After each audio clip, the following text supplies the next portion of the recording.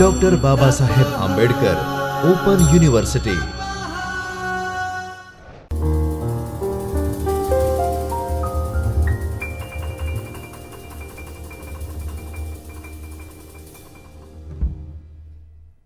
Hello my dear student, welcome to all of you in a Chaitanya studio of Dr. Babasaheb Ambedkar Open University in the video lecture series for the course BBA regular in the paper number 202 Financial Management in the block 1 unit number 2 long term finance in part 2. As we learn in a last session, the different types of capitals are there. In mainly we focus the three types of capital, that is equity capital, preference capital, and third is debenture capital. In that we discuss the different types of capital also, different debentures also, advantages and disadvantages of debentures also. Now let's move forward to our journey of the long-term finance in the different types of capital. In that the first capital is long term finance. In that term loan may be defined, this is apart from the debenture or bonds. The term loan is another major source of debt finance. The term loan are the source of long term debt and are the obtained from the bank and financial institutions like IDBI, ICICI, etc. As the term loan are obtained for the financing the large projects, this method of financing is also called a project financing, because ultimately the tenure is a long term. That's why the term loan have a maturity for a more than a 1 year but less than the 10 year. That means the time limit is 1 to 10 years. The term loan provides by the financial institutions generally have the maturity of 6 to 10 years, while the one provides by the bank have maturity around 3 to 5 years. So there are the two different dimensions are there. If you acquire your term loan from the financial institution, it may varies from the term loan that is 6 to 10 years, and if you go for the bank, then it may be 3 to 5 years. Next is convertibles. The debenture that can be changed into the specified number of ordinary share at the option of the owner is known as a convertible debentures. As a result, this debenture not only promises the investors a fixed income associated with it, but also the capital gain associated with it and the equity share once the owner has exercised its conversion option. That means if you adopt your option, that is conversion option, at that point of time, ultimately the capital gain associated with that conversion plan also.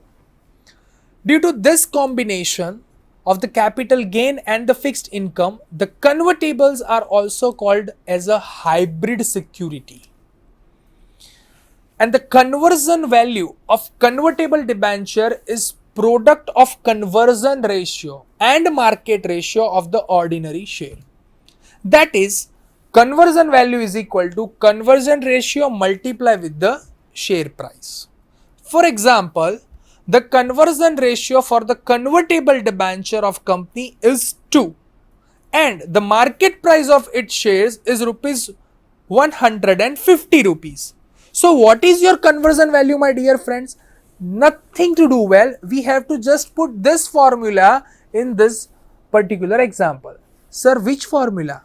Conversion value is equal to conversion ratio multiplied with the share price. That is 2 into 150, then your conversion value will be 300. That means your market price of share is 130 and your conversion ratio is 2 rupees, or we can say the 2.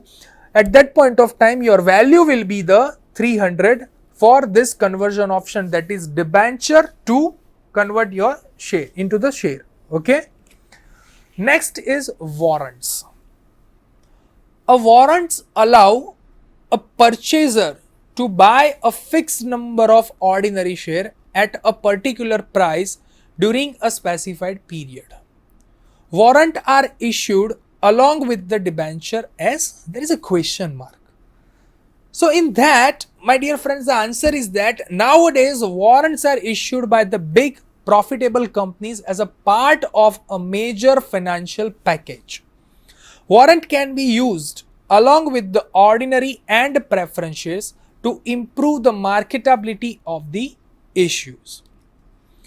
A warrant can either be detachable or not detachable.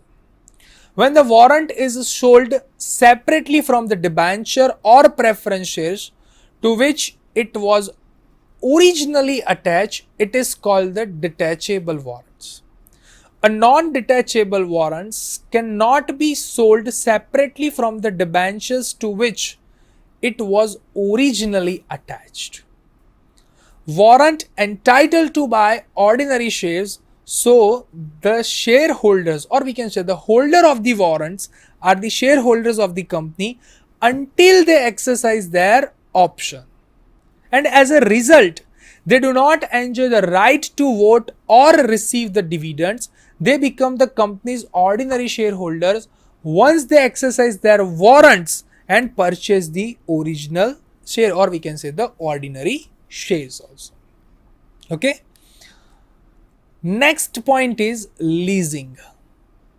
So here we discuss the three main topics, that is term loan, convertibles, and third is warrant.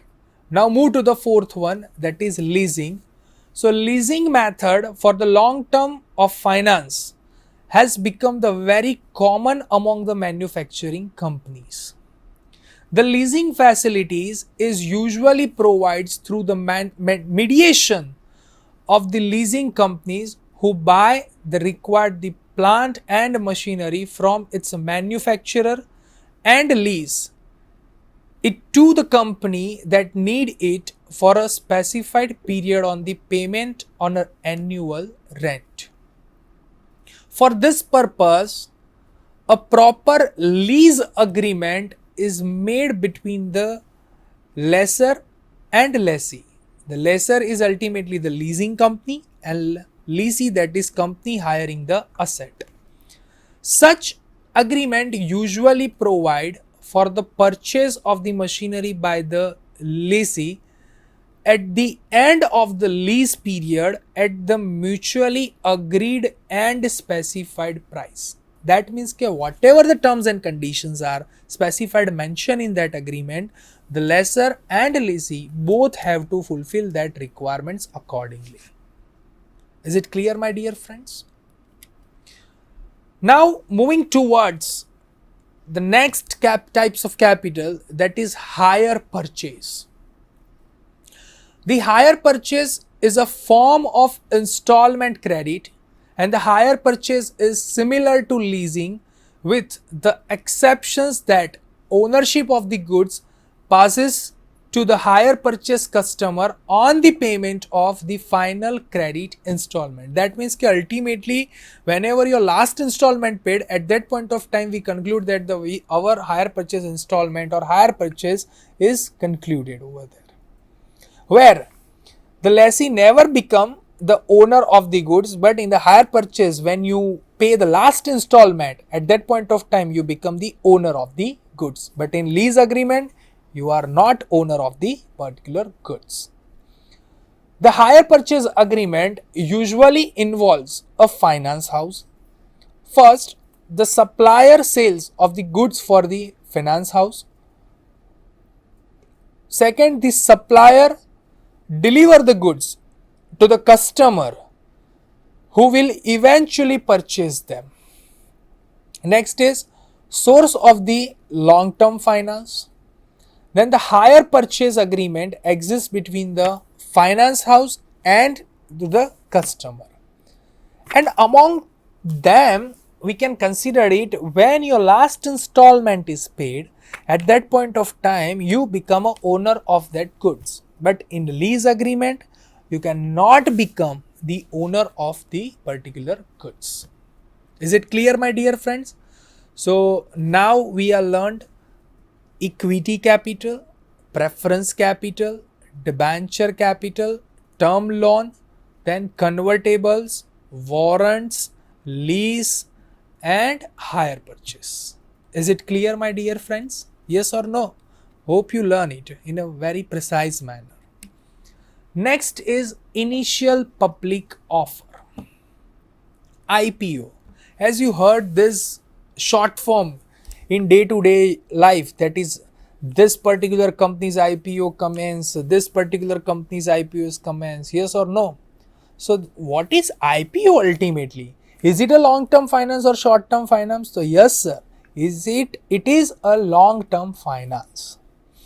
When a company reaches a certain stage in its growth, it may decide to issue the stock or go public with the initial public offering. The goal may be to raise the capital, to provide the liquidity for the existing shareholders, or a number of other reasons. Any company planning an IPO must follow the rules and regulation issued by the Stock Exchange and Security Exchange Board of India, that is SEBI. Each and every company who offers that initial offer or initial public offer, they have to fulfill their all the legal requirements and requisition issued by the SEBI as well as the different stock exchange, that is BSE and NSE. In the most cases, the company works with an investment bank which underwrites the offering. That means marketing the share being offered to the public at a set price with the expectation of making a profit. They are not going for making a profit, they just acquiring that a set price which can be acquired from the public. So this is called an IPO, that is initial public offering. Is it clear, my dear friends? And moving to the next types of capital, that is right issue. The definition of right issue given by the Chartered Institute of the Management Accountant, that is, a right issue is the raising of a new capital by giving the existing shareholders the right to subscribe to new shares and debentures in proportion to their current holding. And these shares are usually issued at a discount to the market price. A shareholder not wishing to take up a rights issue may sell all the rights also. Is it clear, my dear friends? This is called a right issue. On that, the different advantages are there. So first advantage is right issues are the cheaper than the offer for the sale to the general public. That means ke IPO as compared with the IPO, the right issue is very cheaper.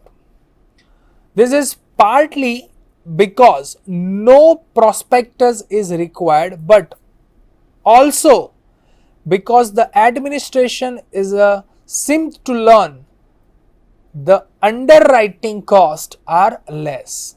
An offer for a sale is means of a selling shares of the public at large based on the information held in the prospectus.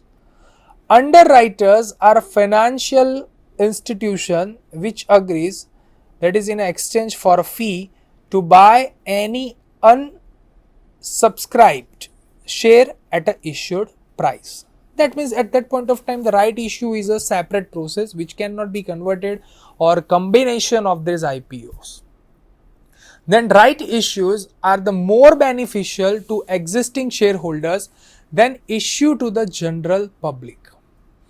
New shares issued at a discount to the market price to make them more attractive to the investors. Relative voting rights are unchanged as long as all the investors take up their rights.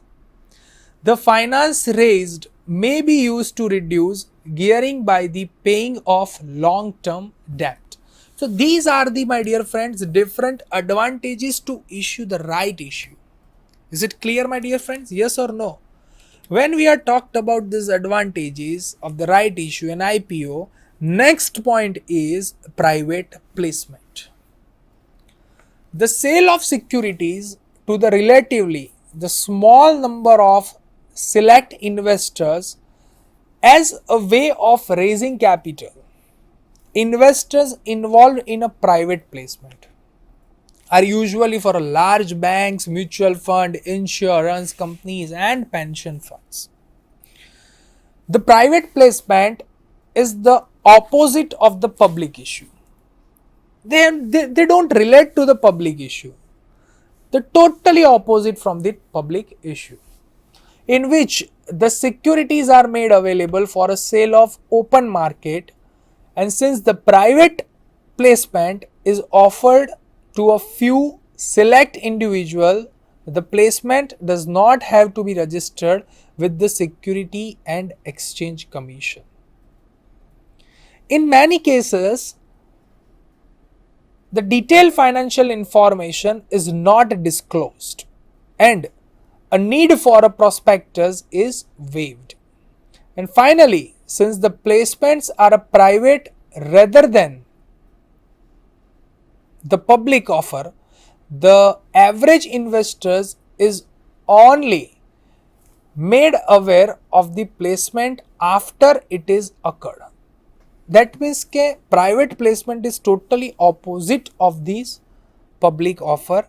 Ultimately, here the financial information is not disclosed and not disclosed in any ways in a prospectus also and in any other form of also. Ultimately, they are targeting with the private placement, that means acquiring in a private way. And that's why usually the large bank, mutual funds, insurance companies, pensions funds are there for the private placements. And ultimately, the goal is to raise a fund. Nothing to do well, to raise a fund. They are not talking about the profit right now. They are just raising their fund for the benefits of the company. Is it clear, my dear friends? Yes or no? On that, what we learn in this particular session and as well as in this particular unit number 2, that is long-term finance. So let us sum up with it. In this unit, we studied the importance of finance in a business, about the various sources exposed to a business through which the funds could be arranged, and there are the few introductions are there. Then we are going to the company's introduction and move to the company's main type of capital. There is 3 types of capital, that is equity, preference and debenture capital. On moving towards the different other types of capital which may be occurred in a company in a long-term finance, that is term loan, convertible, warrants, initial public offers. Then we discussing the private placement, right issues are there. So these are the different types of capital. Each types of capital have its own nature and its own contribution towards, and its own rules and regulation to moving to the different source of the finance, that is long-term finance. So ultimately the goal is to devolve and evolve to this particular chapter, that is nothing to do well with the long-term finance. If your fundamental of financial management to how to acquire the fund and how to utilize that fund is properly clear and properly executed in your business or company, at that point of time, my dear friends, you achieve your goal. Now question is, sir, which type of goal? There are ultimately the 2 decisions and 2 goals are there. That is, which goals? Boliye kaun sa? That is profit maximization and second is wealth maximization. So if you are going for the long-term finance, at that point of time, my dear friends, you achieve both, that is profit as well as wealth, but more reliable is wealth maximization if you achieve your long-term finance in precise manner. On that, I give you one exercise for your for I can say the homework, that you have to write two questions for this particular chapters. The first question is, state the different source of long-term finance in India and explain their features. That means you have to evaluate each and every types of finance and long-term finance and different types of capital which is available in India and which is executed in India, and more precisely you evaluate their own features into that. And second question is, differentiate between the equity capital and preference capital. Now question is, sir, why we are discussing this particular questions? In another way, I give you the third question is the differentiate between equity capital, preference capital and debenture capital with amongst that risk, return and ownership payment.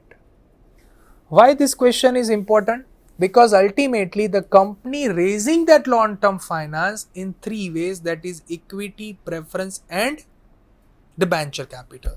So ultimately you have to evaluate this three capital in a precise manner. Then after fourth question is, you have to evaluate each types of capital with its features. Is it clear, my dear friends? Yes or no? So ultimately this is the long question. Now let's move on and check how and what you learn in these two sessions. Let us examine yourself with the multiple choice question, my dear friends. The first question is dash the combine the attributes of the equity share and debentures. Now which combines the attributes of equity share and debentures? That is bond, equity share, bonus share or preference share. So ultimately first option is bond is not relevant because ultimately it's relevant to your debt. Equity itself not relevant. Bonus share ultimately not relevant. Then fourth is preference share is appropriate answer.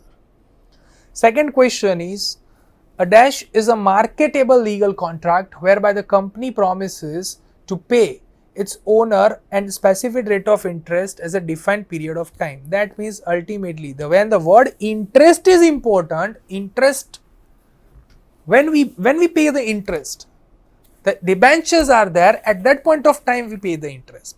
If reference shares are there, then we pay the dividend. Yes or no? That is specified dividend and specified time. Yes or no? So the answer is debenture. Third question is, which are the pure debenture without the feature of conversion, that is non-convertible debentures? Yes or no? Then which are the convert into the share as per the terms of the issue with the regards to the price and time of conversion, that is fully convertible debentures are there. Then which that can be changed into the specified number of ordinary share at the option of the owner is known the convertible debentures, that is debenture itself treated about that convertible debentures. Is it clear, my dear friends? Yes or no?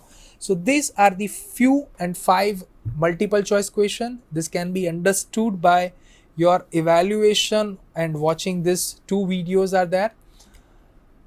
On that particular chapter or unit, if you learn more, then you may refer this 4 reference books are also. The first is Financial Management by ICFAI, then Financial Management by I.M. Pandey, Financial Management by B. Sadarshan Reddy, and Fundamentals of Financial Management BBA by Vinit Mehta, B.S. Shah, Prakashan. So this is the important reference books for this particular chapter, and hope you learn well in this particular session. Ultimately, we conclude our session with the discussion of the long-term finance. The company required the which more effectively the long-term finance, that is equity, preference and debentures, and we discussed the different types of other finance and other capital also, that is a term loan, convertible, warrants, debentures, then initial public offer, right issues, private placement, etc. We discuss its advantage, disadvantage, importance. So this is for the long-term finance. Hope you enjoy the video. Hope you like the video. Hope you understand this particular session in a precise manner. Thank you very much, my dear student. We will meet in the next session with the new topic. Thank you. स्वाध्यायः